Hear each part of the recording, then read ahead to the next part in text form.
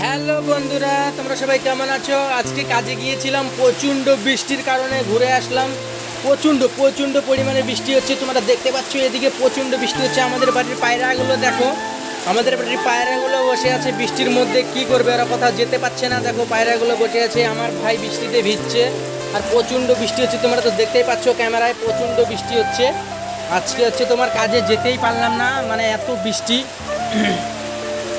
প্রচণ্ড বৃষ্টি হলো, তাই কাজ থেকে ঘুরে চলে আসলাম, ভিজে আবার ড্রেস চেঞ্জ করলাম। তো বন্ধুরা কি বলবো, বৃষ্টির মানে আমার শুধু সবার লস করে দিল। কারণ গরিব লোকদের কাজই হচ্ছে মেন, কাজ না করলে খাবে কি?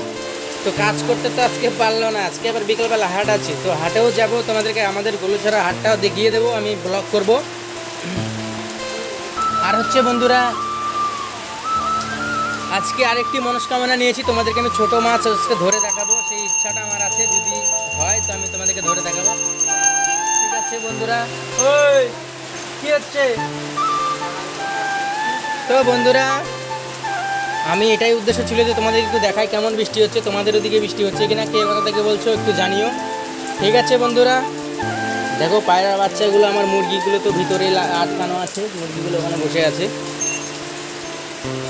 এই ছিল ভিডিও বন্ধুরা, ঠিক আছে, ভালো থেকো, সুস্থ থেকো, জয় হিন্দ, জয় ভারত। দেখা নেক্সট ভিডিওতে, বাই বাই, টেক কেয়ার।